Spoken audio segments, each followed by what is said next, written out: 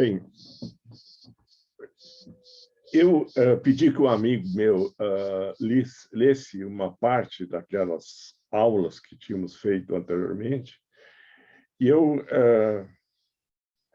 achei interessante uma reação que ele teve, que foi,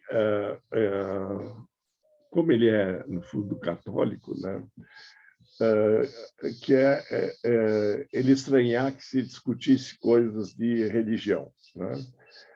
Ou de teologia, né? Contradições da imagem de Deus e coisas assim. Mas eu fiquei o fim de semana trabalhando nisso, né? Eu acho que todo conhecimento está baseado na ontologia, né? Que é a metafísica geral, né? Usando a divisão que o Soares, que era um jesuíta de origem judaica espanhol, propôs por volta de 1600. Quer dizer, você tem a metafísica geral, conhecida como ontologia, né? Que pergunta sobre o ser de todos os entes, né? Depois você tem três metafísicas especiais, né? A metafísica psicológica, que pergunta sobre a estrutura da mente do ser humano, né? A cosmologia, que é o estudo, vamos dizer, dos espaços siderais, né? E terceiro, a teologia, tá? Então, essa teologia, ela é, nesse sentido, parte da metafísica, e se o fundamento de todo o processo de conhecimento está na metafísica, né, é inevitável que se trate disso, porque, vejam, na questão da concepção do que seja o ser humano, né, é que se vai ter a imagem de Deus, né, ou do Deus que a cultura acredita, né, e também aquilo que vai ser entendido como processo de conhecimento, né? Saiu há pouco um novo volume daqui da obra do Kant, do Heidegger, né? Que é o volume 80.2, que são as conferências, né? Os dois volumes juntos são 1.400 e tantas páginas, né? E aqui tem alguns textos que tinham uma outra versão anteriormente. Aqui se tem a versão original, né? E aqui ele tem uma discussão sobre a fundamentação da imagem moderna de mundo, né? E aí ele insiste, nesse momento, em outros, na tese, de que, com Descartes, né, se tem a inauguração do pensamento moderno, né, que faz repousar o conhecimento no eu da pessoa, né? Então, é uma espécie de sujeito que surge em função do qual você tem os objetos e a objetividade científica. Agora, o termo sujeito, que vem do latim subjectum, né, passa a ter um sentido novo a partir de Descartes, né? Porque subjectum vem de subjactere, lançar embaixo, né? Hipokeimon, em grego. É aquilo que estaria subjacente a todas as coisas, e não algo que seria apenas a pessoa do pesquisador, tá? Então, seria quase que o sentido de uma substância, aquilo que está subjacente a tudo, tá? Só que passa a ter esse sentido de algo centrado no eu, né?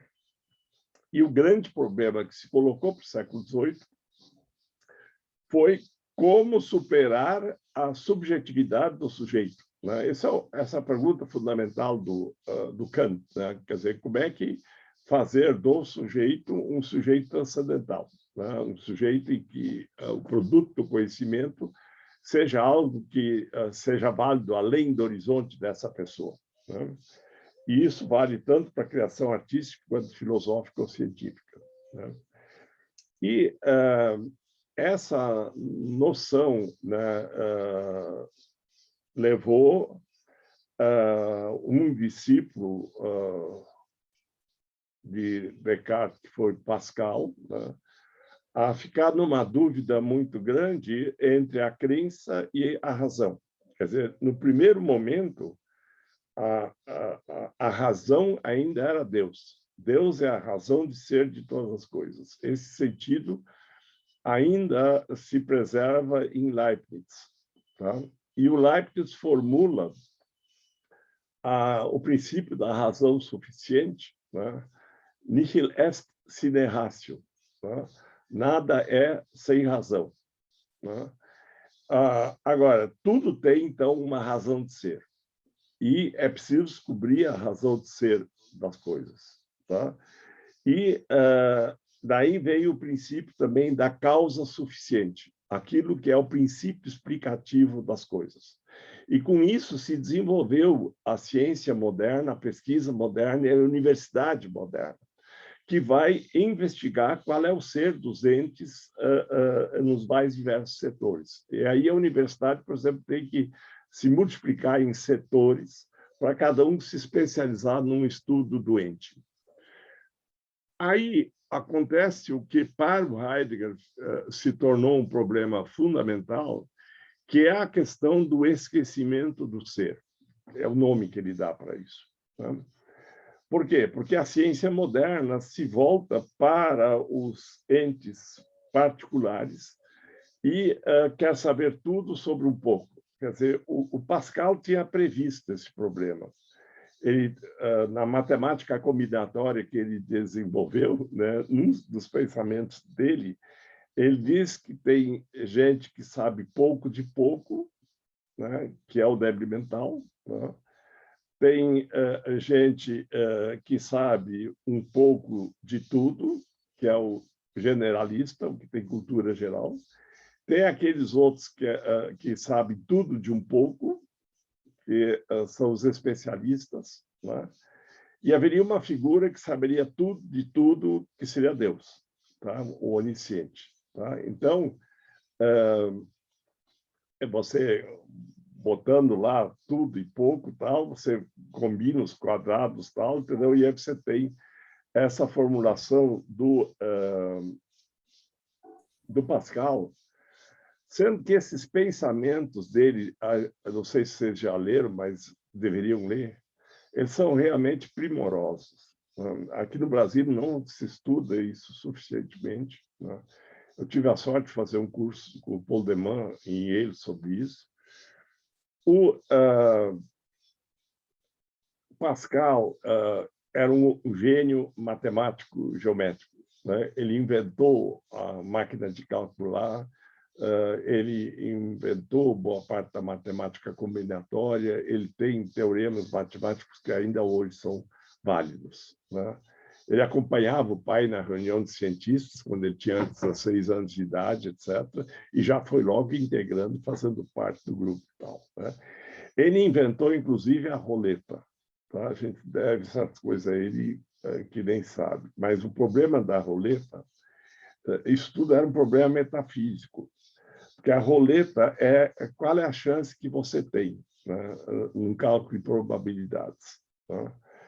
E, no fundo, aquele grupo ao qual o pai dele pertencia também, né, era o grupo do que se chamava de jansenistas, né, do Jansenius, que foi um professor na Sorbonne durante um tempo, até que ele teve que sair de lá, né? Mas eles seguiam, dentro da Igreja Católica, a linha de Santo Agostinho, que era a doutrina da graça, né? Deus sabe tudo sobre todos. Nenhum conhecimento humano pode rivalizar com o conhecimento divino. Esse tema já está em Descartes. Descartes se diz que que fomos feitos à imagem e semelhança de Deus.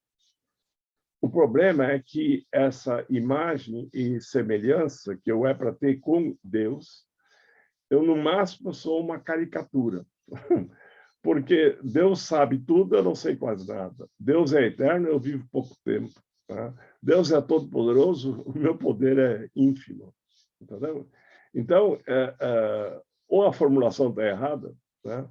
Ou Deus, não diz assim, mas andou de sacanagem com a gente. Por quê? Porque ele poderia ter nos dado, e isso ele diz, um corpo de diamante que durasse milhares de anos, entendeu? E se ele nos amasse, ele podia nos ter feito assim. Tá? Vejam, isso começa a colocar o problema com o embate com a teologia. Tá? E essa questão da doutrina da graça significa, em última instância, o seguinte, que se Deus... Veja bem, nós estamos dentro de uma discussão ainda de natureza teológica. Tá? Se Deus sabe tudo, tá? Ele pode, por exemplo, decidir que um sujeito que pecou muito na vida, ele foi um tão mau exemplo que o bem que ele fez com os erros que ele cometeu foi maior do que os próprios erros que ele cometeu, entendeu? Ou ele cometeu aquilo porque ele estava neurótico por alguma outra coisa, quer dizer, Deus poderia ter uma outra razão, né? E o próprio Pascal intuiu isso ao dizer aquela frase que é famosa: o coração tem razões que a razão desconhece. Quer dizer, a questão da razão afetiva, da razão inconsciente. Tá? Ele pronunciava isso. Tá? Só que o Pascal procurou refúgio na religião e se tornou um monge até. Tá?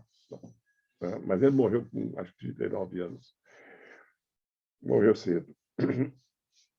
Esses pensamentos dele ficaram em cima de uma mesa que tinha lá no quarto que tinha no convento, né? E o prior lá viu aquilo, né? Olhou, resolveu preservar, né? Aí eles guardaram durante o tempo, né? E depois, aos poucos, foram publicando. Então, tem 2 edições dessas. O problema é que era uma pilha de papéis, entendeu? E não havia número 1, 2, 3, e não havia numeração nenhuma. E isso significava que você pode combinar 1 com 2, mas também 1 com 5, 1 com 20, 1 com 50 e assim por diante. Então, é uma multiplicidade de combinações possíveis muito maior do que uma leitura linear dos dados. Tá? E depois tem uma outra edição chamada Braunschweig, que realmente é, em geral, usada, mas eles não têm uma sequência ordenada das coisas. Tá? Então, vejam, se abria um outro modo de escrever, em termos de fragmentos, digamos assim, que envolvia uma matemática combinatória que permitia uma riqueza maior de resultados. Tá? Mas voltando ao problema da graça, né?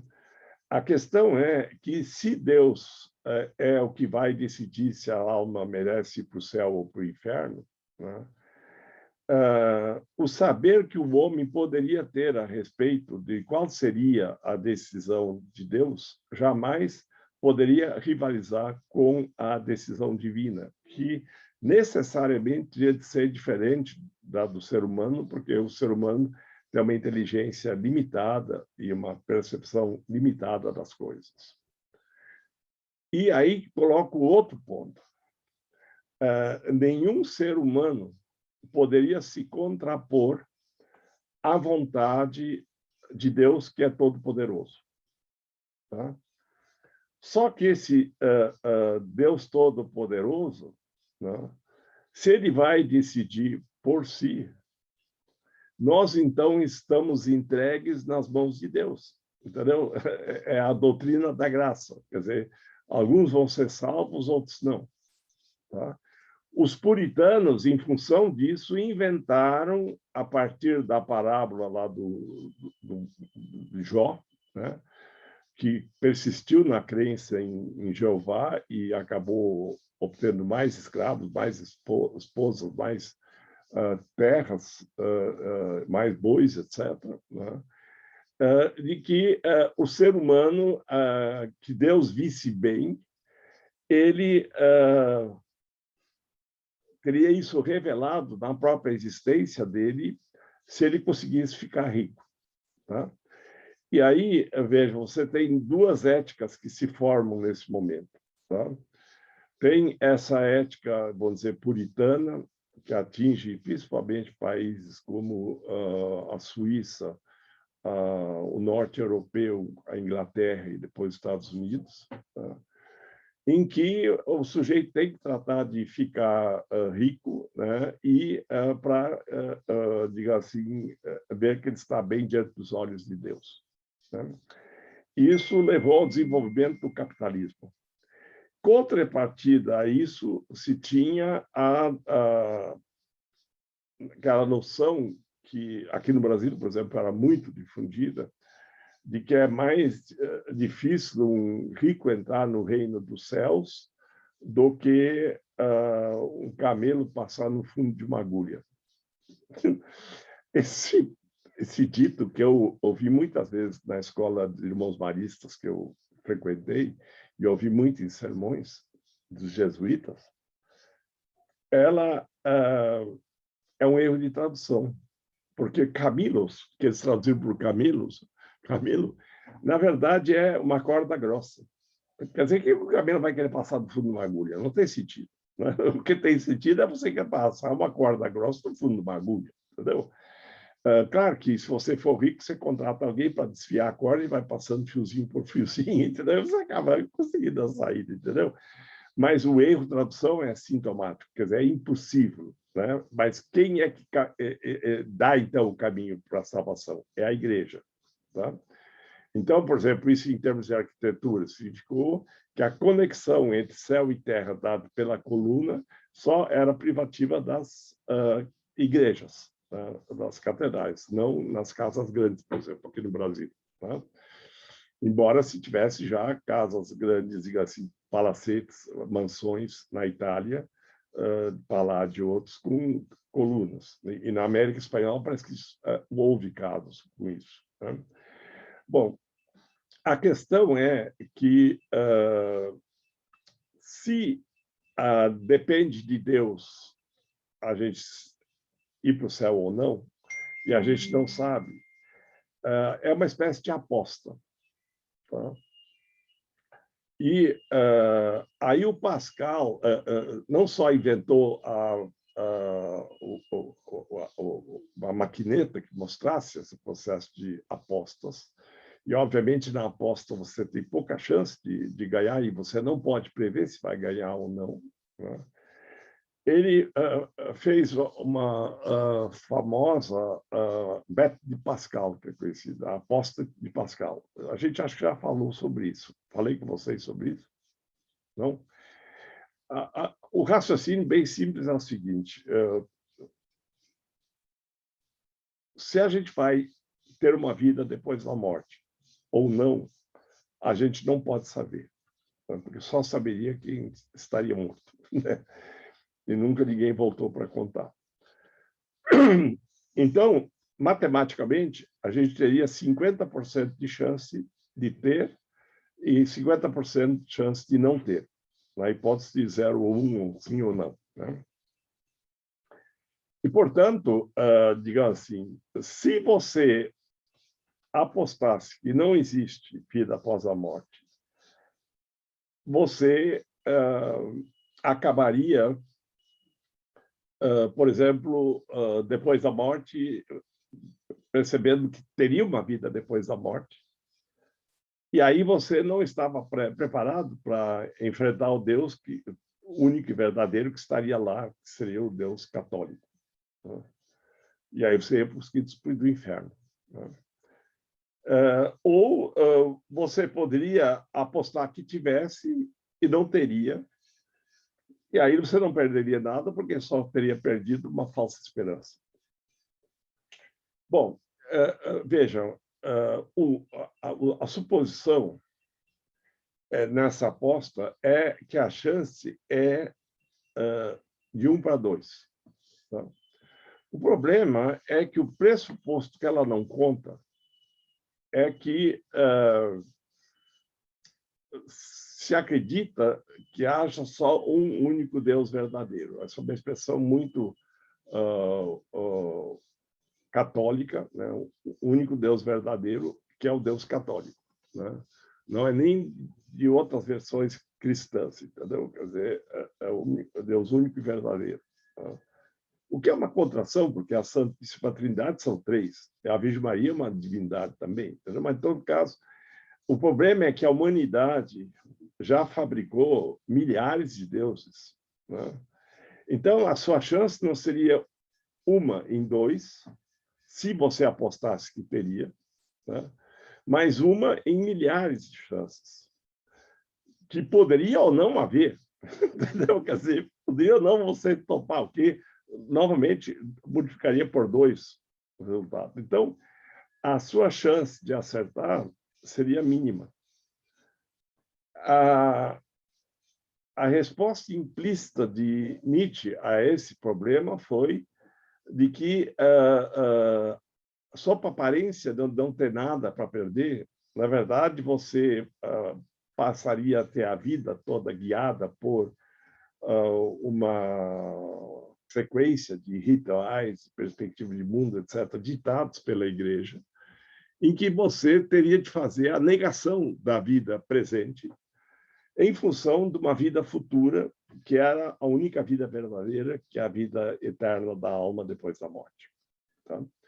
E aí, com isso, você acabaria perdendo boa parte, ou a maior parte, da única vida que você, de fato, teria, que é a vida presente que nós temos. Tá? Então,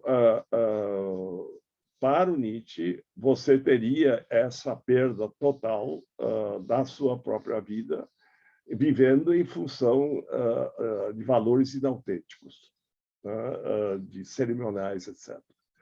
E vejam bem, o que também não se conta aí é que se o sujeito aposta que haveria um Deus e aposta que, seguindo os rituais, os ritos indicados pela Igreja, quer dizer, a missa cada domingo, dar esmolas, entendeu? Se ajoelhar na missa, tirar o chapéu para o padre e assim por diante.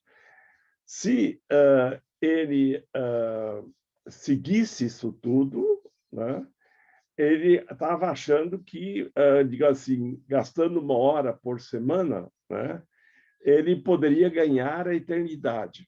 Entendeu? Quer dizer, é uma aposta de pouco para obter o infinito. Então, no fundo, todo sujeito que fizesse essa aposta seria, no fundo, um safado, um espertalhão, que queria tirar vantagem da situação. Entendeu? E já por isso ele deveria ser mandado pelo Deus justo para os quintos do inferno. Tá? Isso formou um núcleo de pensamento marcado por Descartes e também por Pascal, né, na chamada Escola de Port-Royal. Port-Royal é um lugar perto lá de Paris, né, onde é que tinha um mosteiro, e eles criaram uma escola, né, e nessa escola eles passaram a discutir problemas de lógica, né, a lógica de Port-Royal. Aqui no Brasil não se estuda isso praticamente, mas ela é muito importante, entendeu? E tinha a grammaire de Port-Royal, a gramática de Port-Royal, e muito daquilo que a gente estuda hoje em dia como gramática vem de lá. Tá?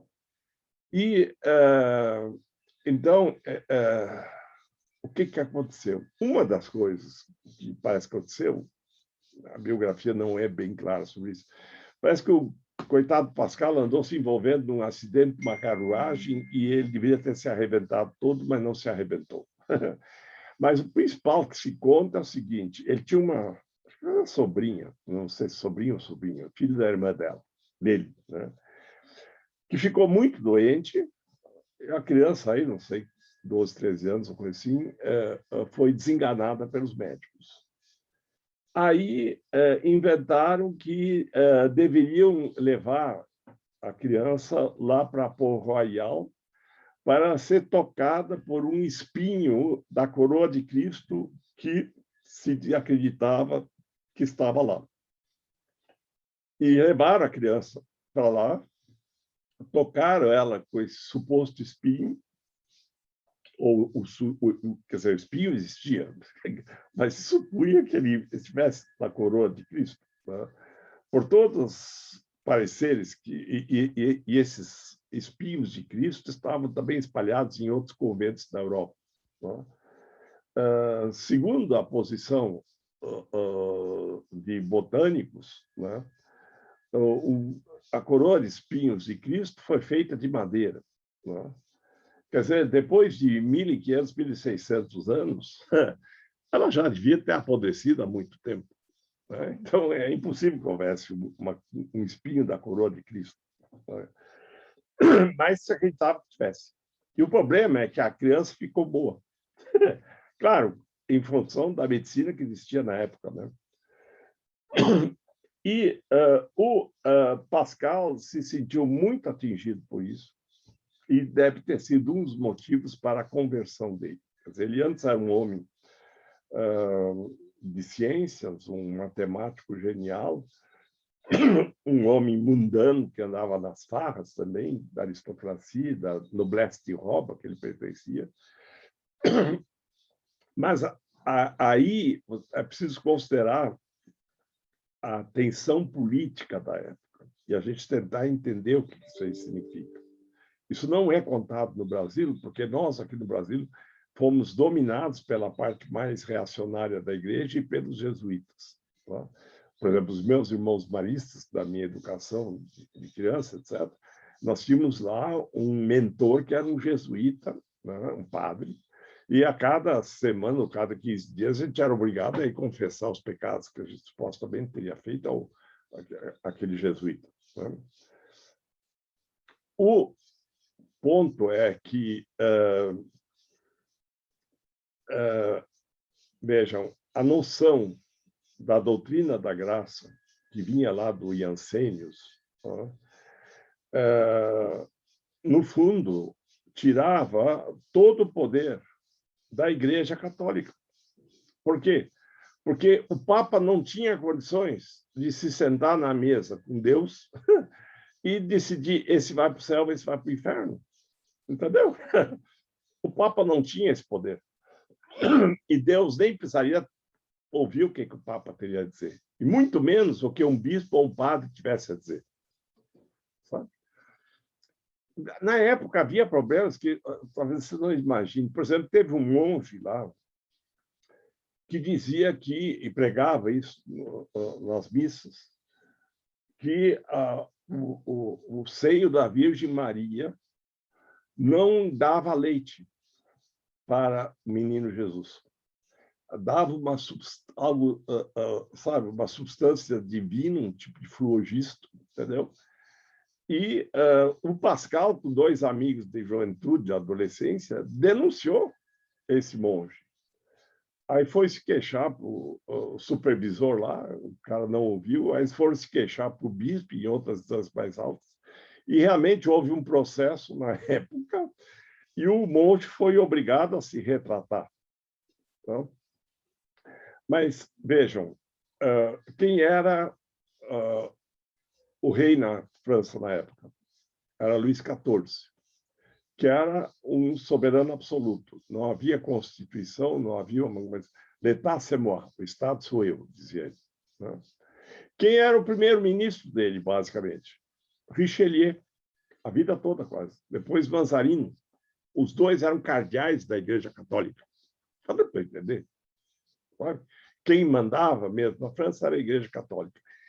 E isso que a França se diferenciava de países como a Itália, a Espanha e a França, porque oficialmente ela não tinha santo ofício. Não para entender.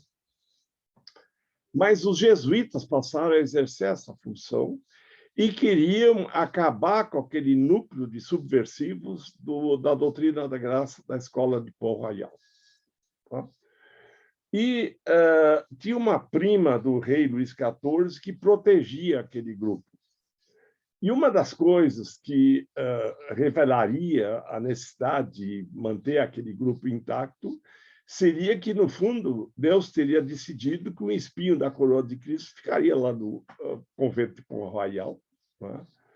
E, portanto, estava sob a proteção direta de Deus, né?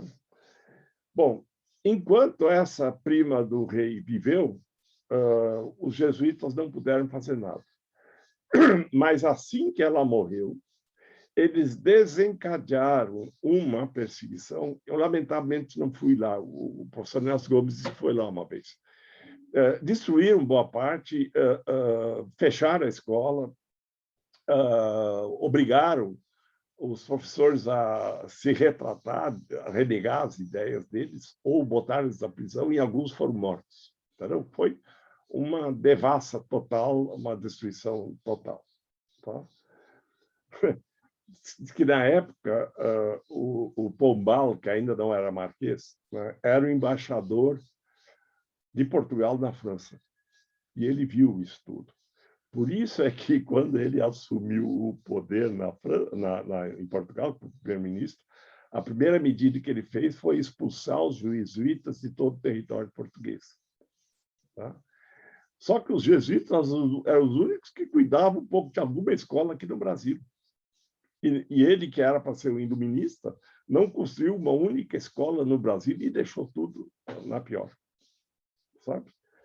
E tem toda a questão dos jesuítas construírem um novo império deles lá no norte do Rio Grande do Sul, que, na verdade, não é só até o norte, até a metade do Rio Grande do Sul, até a beira do Rio Jacuí, praticamente, a metade norte do Rio Grande do Sul toda, entendeu?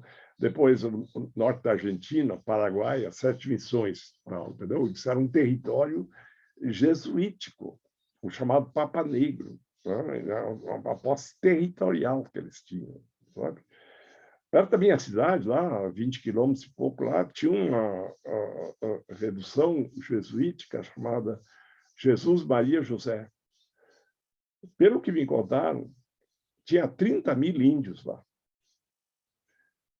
Daqueles índios não sobrou nenhum, porque em 1750 as tropas portuguesas e espanholas se juntaram, foram para lá e mataram todo mundo, não só lá, por toda a região lá, né?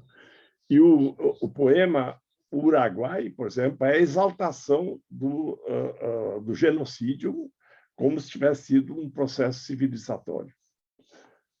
Eu sei que eu, quando fui aluno de letras, eu tive uma grande briga com o professor Guilhermino Serra, porque ele estava fazendo a propaganda daquilo, e eu resolvi dizer que eu estava mais do lado dos índios do que desses agentes coloniais que vieram com canhões, baionetas e fuzis para matar todos os índios, né?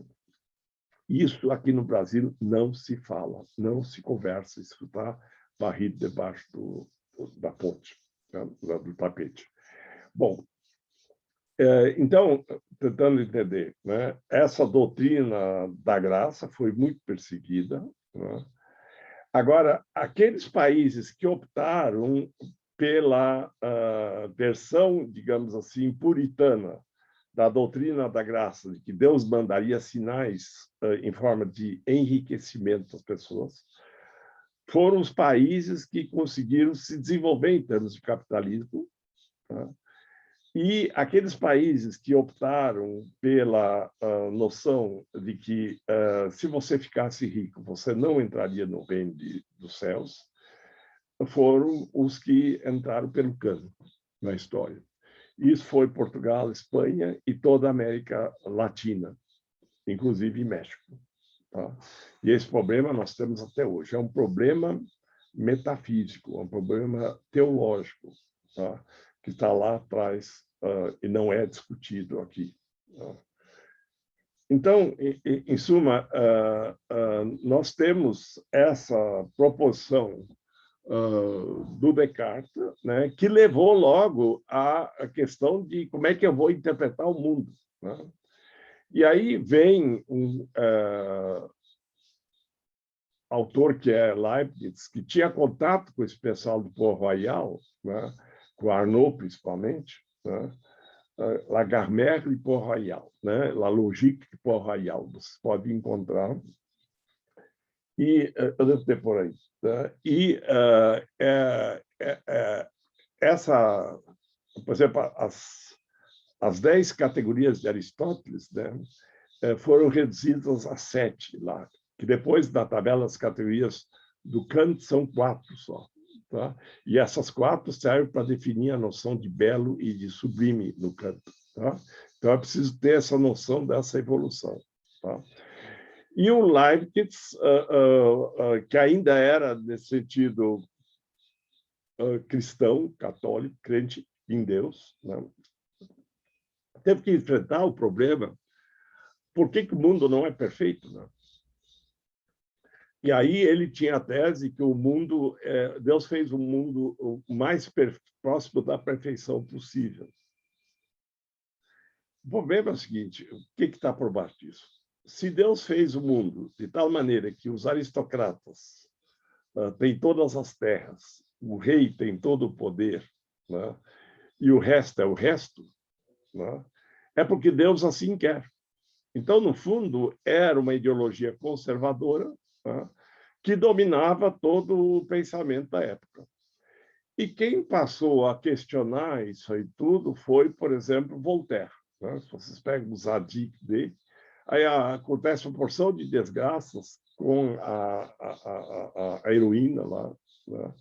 Ela é sequestrada, ela é estuprada, ela é apunhalada e assim por diante, mas ela não morre nada porque nós vivemos o melhor dos mundos possíveis. Então, há uma polêmica violenta do Voltaire contra o Leibniz e também contra Pascal, que é uma coisa que aqui no Brasil parece que pouco é estudado. Né? Bom, o ponto é que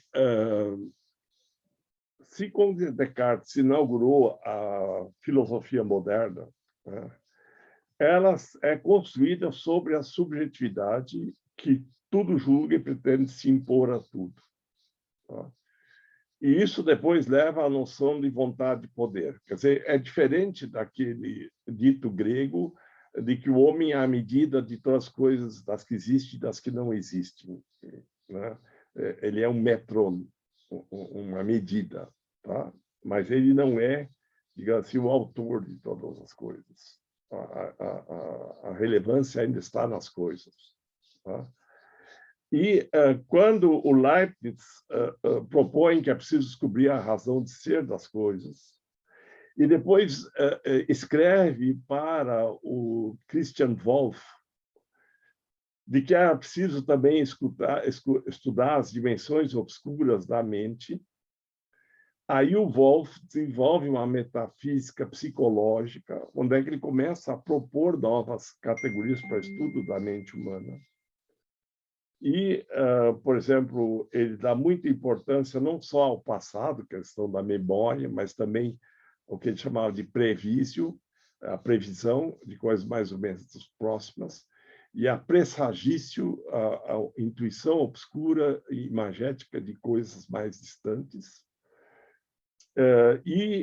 Um discípulo dele, chamado Baumgarten, desenvolve daí isso como estudos de estética. Tá? E que é preciso também estudar as dimensões, vamos dizer, da loucura humana, das dimensões anômalas da mente humana. Tá? Então, assim, a nossa área de conhecimento provém dessa sequência histórica aí, né? E, vejam, a questão é que o princípio do Leibniz, que para o Leibniz ainda a última ratio de tudo seria Deus, né? Logo, com o Christian Wolff, quando ele faz a ontologia dele, ele diz que é preciso descobrir a razão de ser de todas as coisas, das que existem e das que não existem, né? Inclusive a razão de existência de Deus. Veja bem, Aí você tem um processo de inversão do que antes era uma espécie de justificativa moderna da existência de Deus, tá? E daqui a pouco você tem, no século XVIII, já o desenvolvimento do pensamento que, de certo modo, abdica de Deus, tá?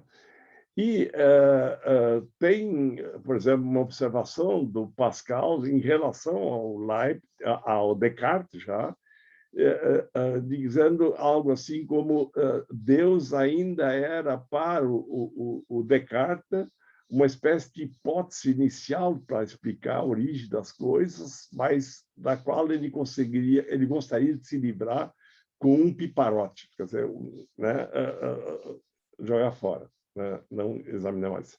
E quem começou também a decifrar esses princípios, vamos dizer, teológicos, foi o próprio Descartes, né? Quer dizer, tem um livro dele chamado Paixões da Alma, que na verdade era uma carta que ele escreveu para uma amiga dele, que só foi publicada anos depois da morte dele, e que ele decifra o princípio da Santíssima Trindade como 3 projeções da mente humana, né? Uma dimensão da vontade, que seria Deus Pai, uma do sentimento, que seria Deus Filho, né?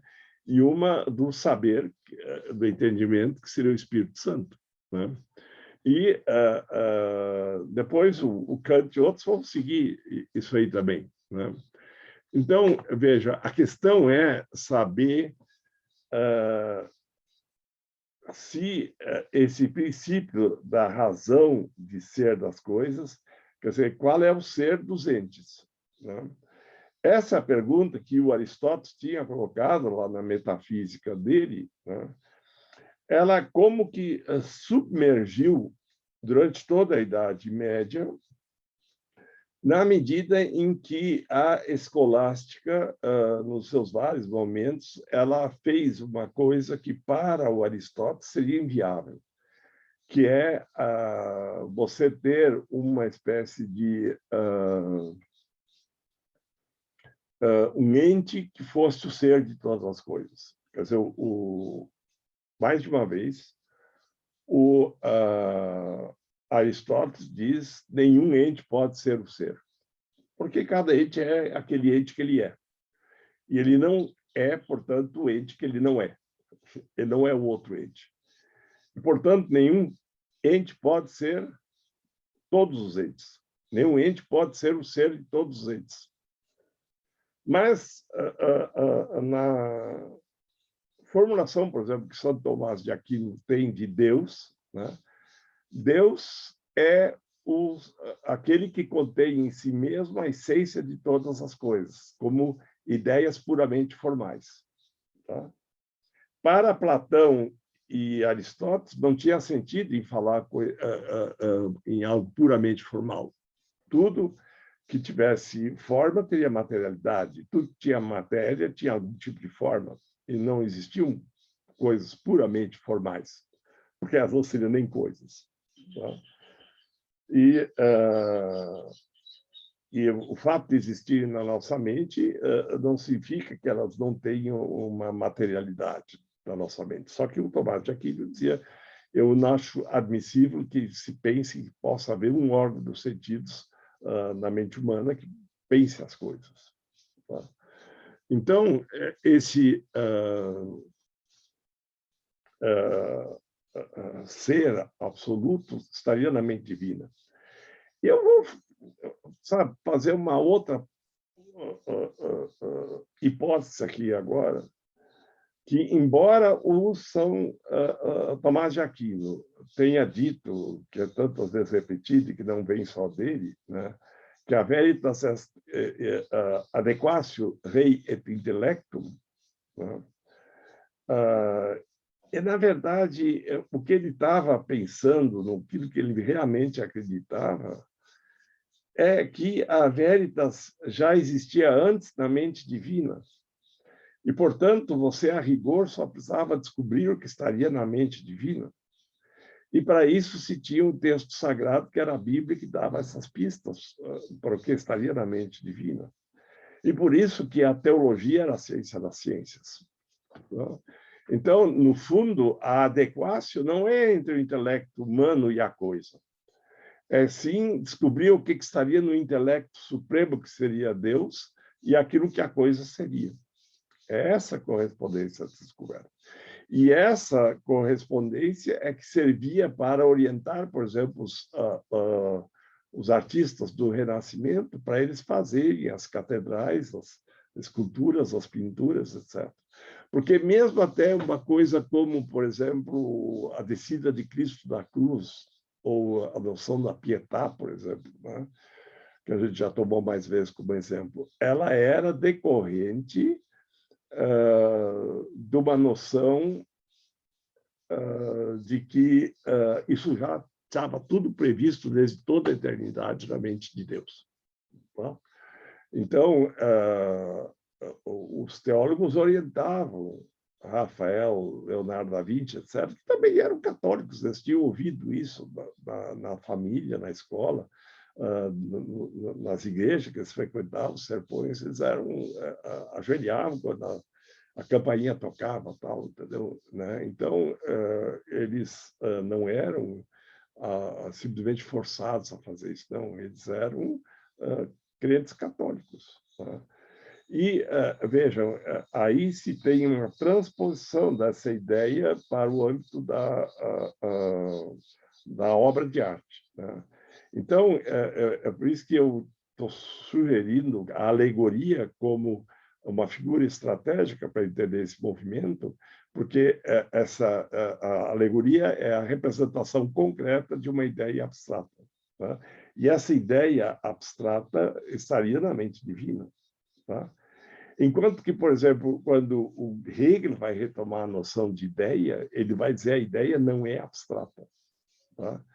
A ideia de cavalo está presente em cada cavalo que existe. A cavalidade do cavalo está concretamente nos cavalos que existem. Tá? Então, esse ente concreto, a ideia é concreta. Tá? Então, isso não é simplesmente marxismo, isso já é Hegel. Tá? Mas antes dele, já o Zolger estava dizendo coisas desse tipo. Tá? Então, por favor, não confundamos ideia em Hegel, ideia em Kant, que ainda é formal, ideia em Tomás de Aquino e ideia em Platão e Aristóteles. Né? Platão e Aristóteles, a ideia é uma espécie de protótipo, né? De combinação de forma e matéria que estaria em algum lugar dos espaços, da physis. Né? E o ser seria a physis para os gregos. É o princípio criativo de todas essas coisas. Não é propriamente a natureza, como foi entendida. Então, pelos latinos. Então, veja, o problema é saber quando o homem perdeu o contato com o fundamento das coisas. O Heidegger não diz isso, não sei, eu acho que ele tem uma dívida eterna com a Igreja Católica. Né? Mas, nesse sentido, a figura de Deus como um ente supremo, que seria o ser de todas as coisas, ou conteria nele o ser de todas as coisas, é um modo de não tomar conhecimento do ser, porque ele é substituído por um ente determinado, que é o Deus. Né?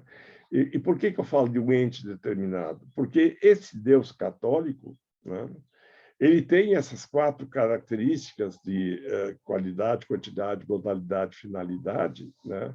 E assim ele foi definido, e assim é que o Kant define o belo, e assim ele define o sublime também. Quem viu isso foi o Zolger, nas aulas de estética que um aluno dele, chamado Reis, anotou, e que não existe até hoje em português. É um livro maravilhoso, absolutamente conveniente de ter. Eu acho que só tem em italiano. Em francês só tem os pedaços. Em inglês eu não sei se existe. Né? Mas o Zolger também morreu muito cedo. Né? O melhor livro dele é aquele que ele não escreveu, que foram as anotações que o aluno fez, o Heiser, e depois que ele morreu, em 1926, 27, o Tieck e o Riemann fizeram a edição da obra dele, e aí esse aluno disse, olha, eu tenho as anotações, eu vou publicar isso aqui para que isso fique, né? E aí foi publicado e só foi reeditado uns 150 anos depois, né? Bom, a questão é que quando você substitui a ideia por uma noção dialética, por exemplo, a questão da liberdade, né? Não tem sentido, da perspectiva da dialética, você falar em liberdade sem falar ao mesmo tempo da coerção, da tirania, entendeu? Então, ela é uma união de contrários, tá? Não é uma pura forma, tá? Então, mas veja, de qualquer maneira, aí as coisas é que contêm o ser delas, tá? O ser está nos entes, tá?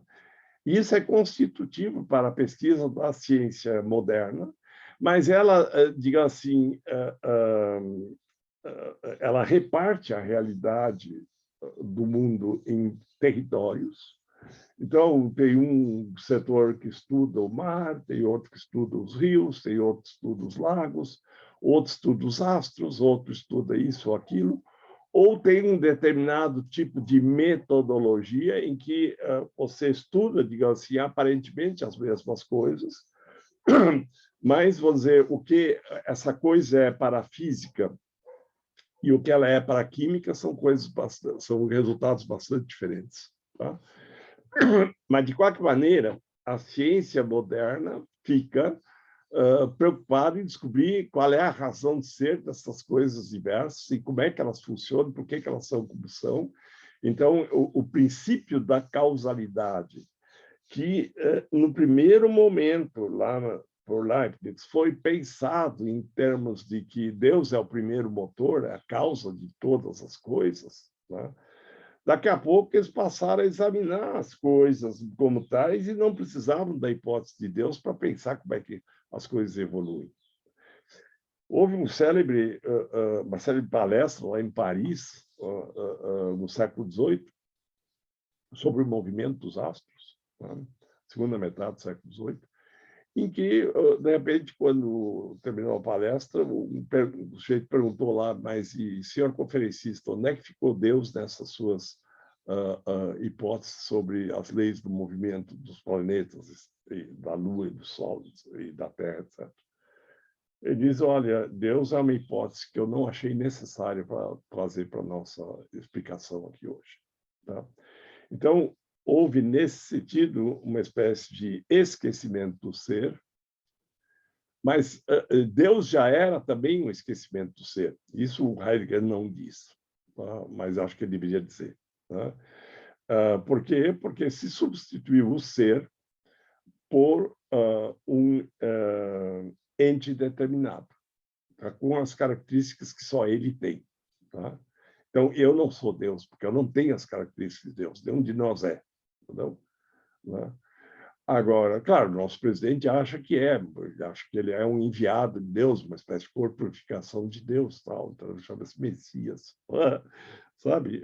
Mas a crença dele, que ele seja é outra coisa. Tá? Então, veja bem, durante a Idade Média houve como que uma entificação do ser em Deus. Não digo ontificação, digo entificação. O ser foi reduzido a um ente determinado e o que não cabia, sabe, ficava fora. Agora, isso dava toda a autoridade para a igreja dizer quem era, o que é que estava na mente divina, sabe? Aí ela tinha o poder absoluto de ser todas as coisas, né? Embora Deus, do ponto de vista grego, esse Deus fosse uma impossibilidade lógica, tá? O Aristóteles, mais de uma vez, vai dizer nenhum ente é o ser. Tá? Mas há alguma coisa em comum entre todos os entes que faz com que eles todos sejam. Então, temos que ter um território de conhecimento que estude, faça essa pergunta. Qual é o ser dos entes? Né? E isso é a ontologia. Tá? E essa pergunta, com a teologia escolástica, como que perdeu o sentido, porque a resposta é Deus. Né? E Deus é a razão de ser de todas as coisas. É a causa fundante e tudo é como é porque Deus quis que assim fosse, né? E vejam, os gregos povoavam a Physis, que não tinham outro espaço fora dela, ao contrário da visão cristã de mundo, né? Eles povoaram o cosmos com divindades, né? Saturno, Cronos e assim por diante. O engraçado é que a astronomia moderna passou a povoar os espaços siderais com os nomes das entidades, né? Tem o planeta Saturno, tem Netuno, entendeu? Tem a constelação de Andrômaca e assim por diante, né? Como se, vamos dizer, divindades estivessem esparsas pelos espaços siderais. Tá? Eu estou querendo propor uma coisa, assim, implicitamente nisso tudo, que daquelas três metafísicas especiais, né, aquela que aparentemente tratava da cosmologia, que era a astrologia, né, ela foi substituída pela astronomia, que desenvolveu-se como astrofísica e assim por diante, e agora está com os satélites, com os telescópios espaciais, com os foguetes lançados para regiões mais distantes, sofrendo uma enorme de uma revolução. A imagem que nós temos nos últimos 10 anos dos espaços siderais é completamente diferente do que se tinha antes. Então, é uma evolução que está acontecendo apesar da filosofia ou contra a filosofia. Então, essa parte da metafísica está sendo desenvolvida pela ciência, tá? Com vários tipos de organismos. Quer dizer, tem pesquisa com radar, com raios gama e assim por diante, tá? Então, agora, por outro lado, veja, quando esse problema aflorou na mente do Pascal, ele tem aquele célebre dito dos pensamentos: la distance infinie des astres m'effraie. A distância infinita dos astros me apavora. E ele se protegeu desse pavor, desse pânico diante da infinitude, se recobrindo a cabeça com o travesseiro da teologia, da crença católica. Embora fosse uma crença dissidente da Igreja Católica e dos jesuítas. Tá? E nós estamos vivendo, nos últimos 50 anos, tá, um repovoamento dos espaços siderais com figuras antropomórficas.